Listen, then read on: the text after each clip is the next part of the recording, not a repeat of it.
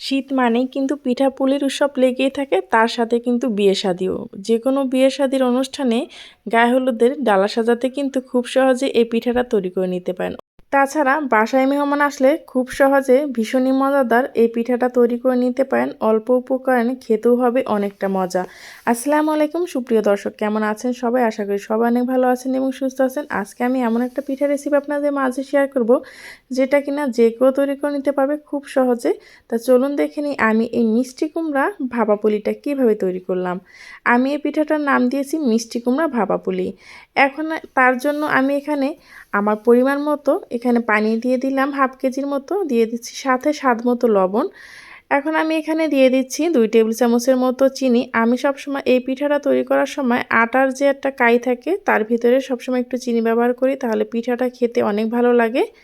আর এই পিঠাটা কিভাবে তৈরি করলে সফট নরম থাকবে, ঠান্ডা হলেও শক্ত হবে না, সেটাই আপনাদের মাঝে শেয়ার করব। প্রথমে আমি এখানে দিয়ে দিলাম হাফ কাপ পরিমাণ সুজি, তার ভিতরে দিয়ে দেবো আমি কিছু চালের গুঁড়া। শুধু চালের গুঁড়াটা দিয়ে করতে গেলে কি হয়, দেখা যায় অনেক সময় শক্ত হয়ে যায়, ফেটে যায়। কিন্তু যদি আপনি সাথে চালের গুঁড়ার কিছু সুজি ব্যবহার করেন তাহলে এই পিঠাটা অনেকটা সফট থাকে আর অনেকটা নরম তুলতুলে হয়। এখন এটাকে ভালোভাবে আমি একটু সেদ্ধ করে নিলাম। দেখতে পাচ্ছেন সুজিটা কিন্তু আমি আগে দিয়েছি, চালের গুঁড়াটা পরে দিয়েছি। এখন ঢাকনা দিয়ে রেস্টে রেখে দেবো 10 মিনিটের জন্য।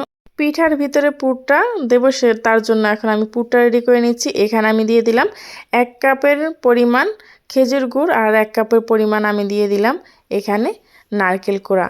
আপনারা যে যেরকম পিঠা তৈরি করতে চান, কম কিংবা বেশি, সেই পরিমাণে কিন্তু পুরটা তৈরি করবেন। কিন্তু ভিতরে যত পুর আপনি দেবেন ততই কিন্তু খেতে ভালো লাগবে। আর পুরটা একটু ভিজা ভিজায় তৈরি করবেন, তাহলে কিন্তু আর ফাটবে না পিঠাটা।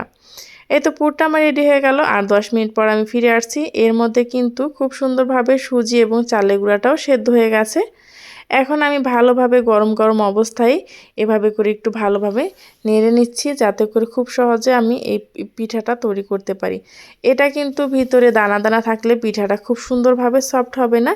এখন এই গরম অবস্থায় আমি হাতের সাহায্যে এখানে ভালোভাবে একটু মথে নিয়েছি। দেখতে পাচ্ছেন আমার ডোটা কিন্তু অনেকটাই নরম এবং সফট।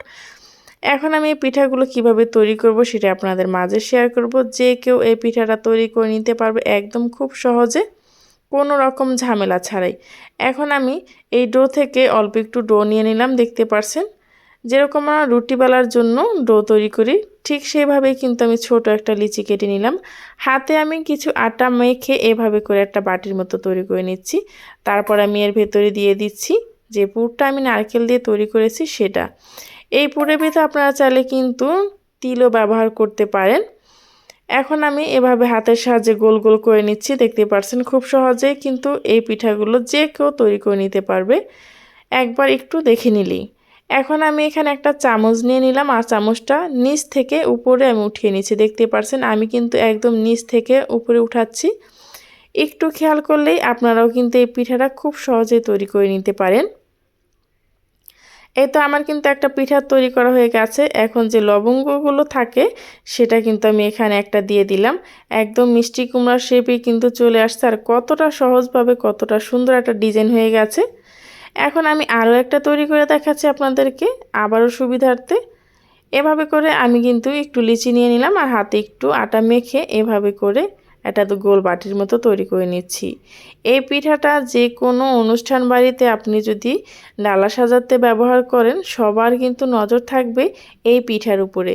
আর কতটা সহজ সেটা তো আপনারা বুঝতেই পারছেন। কেউ বুঝতেই পারবে না এই পিঠাটা আপনি এত সহজেই তৈরি করে নিতে পারবেন। এই তো এভাবে করে আমি চামচটা নিচ থেকে উঠাচ্ছি উপরের দিকে। তারপর এভাবে করে আর একটা পিঠা আমি তৈরি করে নিলাম। তারপর একটা লবঙ্গ দিয়ে এটাকে ডেকোরেশন করে নিচ্ছি, একদম মিষ্টি কুমড়ার মতো দেখাবে সেই জন্য। এই তো আমার কিন্তু পিঠাগুলো রেডি হয়ে গেছে, আর এভাবে করেই আমি সবগুলো পিঠা তৈরি করে নিচ্ছি। আর পিঠাগুলো দেখতে কতটা সুন্দর, কতটা পারফেক্ট হয়েছে, একদম মিষ্টি কুমড়া। এখন মিষ্টি কুমড়ার শেপ আনার জন্য আমি এখানে অরেঞ্জ কালারটা ব্যবহার করব।